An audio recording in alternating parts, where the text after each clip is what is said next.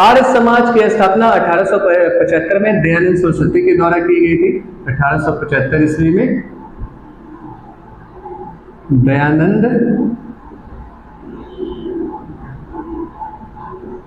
सरस्वती के द्वारा बॉम्बे में स्थापित किया गया था। कहां स्थापित किया गया था इसको? बॉम्बे में बनाया गया था। मुंबई का पुराना नाम क्या है? बॉम्बे।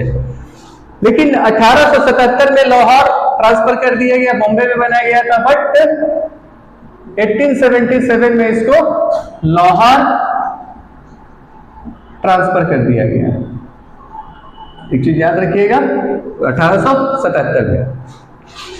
इसलिए आर्य समाज का प्रभाव नॉर्थ वेस्टर्न इंडिया में भी दिखाई देगा आपको। पुनरुत्थानवादी आंदोलन था। इसका नारा क्या था? वेदों की ओर लौट चलो। इसका स्लोगन क्या था? नारा वेदों की ओर लौट चलो।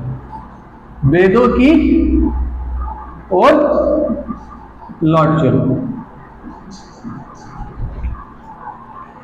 भारतीय समाज की बुराइयां वैदिक काल में नहीं थी या मध्यकाल की देन है। इनका कहना है कि भारतीय समाज में जितनी भी बुराइयां आई ये वैदिक काल में नहीं थी, ये सारी बुराइयां मध्यकाल से आती है। इसलिए आर्य समाज सांप्रदायिक और मुस्लिम विरोधी हो जाता है। इनके द्वारा शुद्धि आंदोलन चलाया जाता है। मध्यकाल से हिंदुओं से हिंदू जो थे मध्यकाल में, जो औरंगजेब इत्यादि के प्रभाव में, कट्टर शासक के प्रभाव में जो मुस्लिम बन गए थे, लोगों को आपस हिंदू धर्म में परिवर्तन करवाना इनका लाने का प्रयास था। गाय को सुरक्षित रखने की सभा बनाई। आर्य समाज का विभाजन बाद में होता है एंग्लो ओरियन डिबेट के। दूसरी ओर आरोपित सुधारों का विरोध करती थी। 1883 में सेंट एनी बेसेंट सदस्य बनती है और 1907 में अध्यक्ष बनती है। एनी बेसेंट के बारे में कुछ देख लेते हैं। इनके कुछ जो छोटी चीजें हमारे लिए महत्वपूर्ण हो जाती है। एक सक्रिय राष्ट्रवादी के तौर पर जानी जाती है। ये उदारवादी नेता थी जो संवैधानिक सुधार चाहती थी। स्वतंत्रता नहीं, स्वराज नहीं, संवैधानिक सुधार चाहती थी, ना कि स्वतंत्रता चाहती थी। 1898 में उन्होंने बनारस हिंदू सेंट्रल यूनिवर्सिटी की स्थापना की, जिसे बाद में BHU कहा गया। 1917 में कांग्रेस की अध्यक्ष बनी, कलकत्ता में पहली महिला अध्यक्ष। अगर आपसे पूछे कि कांग्रेस पार्टी की पहली महिला अध्यक्ष कौन है, तो एनी बेसेंट है। पहली भारतीय महिला अध्यक्ष 1924 में कानपुर सत्र में सरोजनी नायडू बनी थी। ये ट्विस्ट है, पहली महिला अध्यक्ष सरोजनी नायडू, लेकिन पहली भारतीय महिला अध्यक्ष अगर आपसे पूछे कांग्रेस का, तो सरोजनी नायडू जो कानपुर सत्र में 1924 में बनी थी। 1916 में एनी बेसेंट ने एक आंदोलन चलाया था जिसका नाम था होम रूल आंदोलन। इन्होंने हिंदू धर्म ग्रंथों को व्यापक रुचि था इनका। भागवत गीता का इंग्लिश में अनुवाद किया ताकि लोग पढ़ सके, अंग्रेज पढ़ सके और उसका तोड़ मरोड़ के प्रस्तुत कर सके। तो किताब इन्होंने लिखा था न्यू इंडिया कॉमन बिल।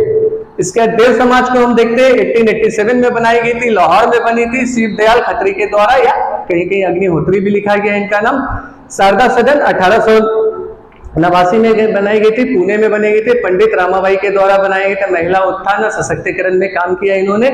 पहला वुमेन रिफॉर्मर ऑफ इंडिया इन्हें कहा जाता है। इनके द्वारा बनाई गई एक और संस्था है जिसका नाम था आर्य महिला समाज।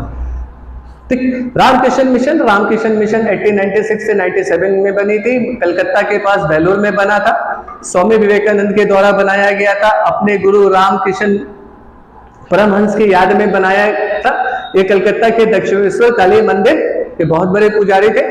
इनका उद्देश्य क्या था? दिन दुखियों की सेवा करना, उनके कष्टों का निवारण करना। इनको बनाने वाले विवेकानंद थे। विवेकानंद हमारे मेरे भी रोल मॉडल है, बहुत सारे हजारों करोड़ों यूथ के रोल मॉडल भी है। उनके जन्मदिन के उपलक्ष्य में हम भारतवासी यूथ डे भी मनाते हैं, तो उनकी कुछ फैक्ट्स हम जान लेते हैं जो हमारे एग्जाम के दृष्टिकोण से महत्वपूर्ण हो सकती है। 12 जनवरी उनका जन्म दिवस है। जन्म दिवस के अवसर पर यूथ डे मनाया जाता है। भारतीय आध्यात्मिक की पहचान उन्होंने ही दी है। 1893 में शिकागो में वर्ल्ड रिलीजियस कॉन्फ्रेंस में इन्होंने वैदिक संस्कृति और वेस्टर्न कल्चर्स को जोड़ने की बात कही। उन्होंने पश्चिम को अध्यात्मवाद और पूर्व को भौतिकवाद से जोड़ने को कहा। 1896 में वेदांत समाज की स्थापना की। इनके द्वारा जो कुछ बुक लिखी गई है, प्रभुत्व भारत इंग्लिश लैंग्वेज में लिखी गई है। उद्बोधन सभा थी।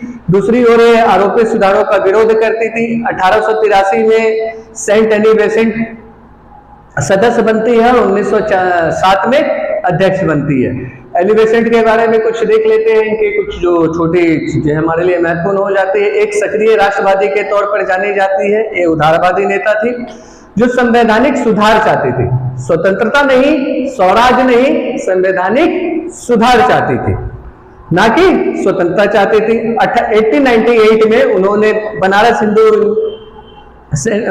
हिंदू सेंट्रल यूनिवर्सिटी की स्थापना की, जिसे बाद में BHU कहा गया। 1917 में कांग्रेस की अध्यक्ष बनी, कलकत्ता में पहली महिला अध्यक्ष थी।